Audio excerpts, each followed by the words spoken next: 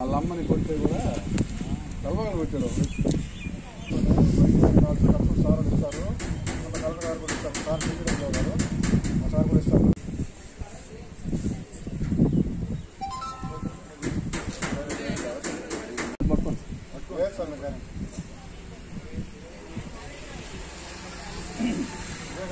అభిమానంతో బాగా ఆరోగ్యం బాగుండాలని తలా పోయి వేసుకున్నాం. జాగ్రత్తగా వాడుకోవాలా, సరేనా?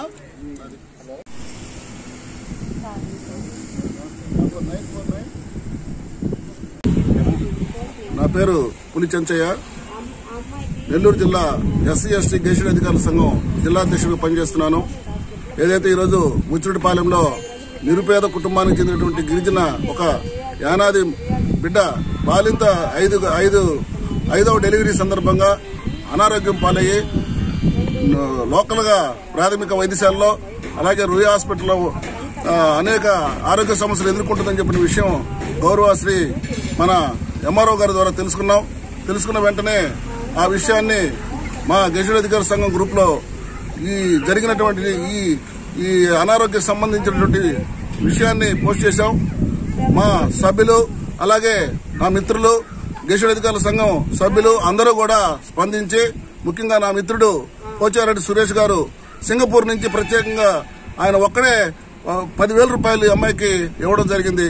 అలాగే అనేక మంది దాతలు ఈ బాలింత అనారోగ్య సమస్యలు తెలుసుకుని స్పందించి నన్ను ఈ కార్యక్రమంలో వాళ్ళకి ముందుకు నడిపించినందుకు ధన్యవాదాలు తెలియజేస్తూ, అలాగే ఎంఆర్ఓ గారి సలహా మేరకు ఎంపీడీ గారి సలహా మేరకు వారికి ఈరోజు నిత్యావసర సరుకులు 2 నెలల సరిపడా నిత్యావసర సరుకులు వస్తువులు అలాగే ఆర్థిక సహాయాన్ని కూడా అందజేశాం. అలాగే తర్వాత అమ్మాయి నారాయణ హాస్పిటల్లో ట్రీట్మెంట్ తీసుకుంటుంది.